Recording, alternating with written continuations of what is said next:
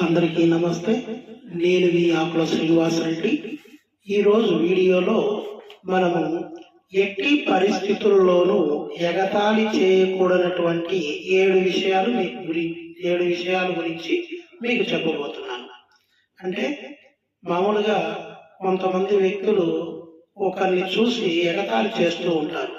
ఏ సందర్భంలో మీరు ఒకరి గురించి ఎగతాళి చేయకూడదో మీకు 7 విషయాలు చెప్తున్నాను.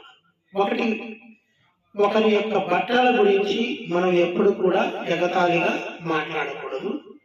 రెండో విషయం, ఒకరి యొక్క అమ్మా నాన్నల గురించి కూడా మనం ఎప్పుడు ఎగతాళి చేయకూడదు. మూడో విషయం, ఒకరి ఇంటి గురించి, వారి యొక్క ఇంటి గురించి కూడా మనం ఎప్పుడు కూడా ఎగతాళి చేయకూడదు. ఒకరి వైకల్యం గురించి కూడా మనము ఎగతాళి చేయకూడదు.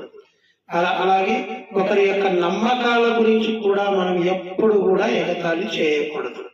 అలాగే ఎవరైతే కష్టకాలంలో లేదా కష్ట సమయంలో ఉంటారో వారిని కూడా మనం ఎప్పుడు కూడా ఎగతాళి చేయకూడదు. అలాగే ఒకరు బాధల్లో ఉన్నప్పుడు, అలాగే ఎవరైనా మరణం చెందినప్పుడు మనం ఎప్పుడు కూడా ఎగతాళి చేయకూడదు. ఈ విషయాలను మనము గ్రహించుకొని ఈ 7 విషయాలు మీకు ప్రథమ విషయం ఏంటి? ఒకరి బట్టల గురించి ఎగతాళి చేయకూడదు, ఒకరి అమ్మా నాన్నల గురించి, మూడో విషయం ఒక ఇంటి గురించి, వైకల్యం గురించి, నమ్మకాల గురించి, కష్ట సమయాల్లో ఉన్నప్పుడు, అలాగే బాధల్లో ఉన్నప్పుడు, మరణం గురించి తెలిసినప్పుడు ఎప్పుడు కూడా ఎగతాళి చేయకూడదు అనేది మీరు తెలుసుకోవాల్సి ఉంటుంది.